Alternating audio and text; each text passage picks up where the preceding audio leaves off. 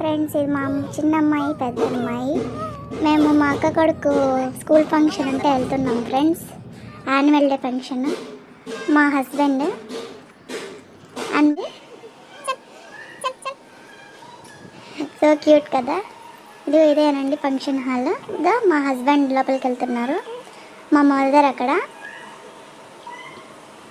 School name Shri Gyan విద్యాలయ అండి, పీలేరులో.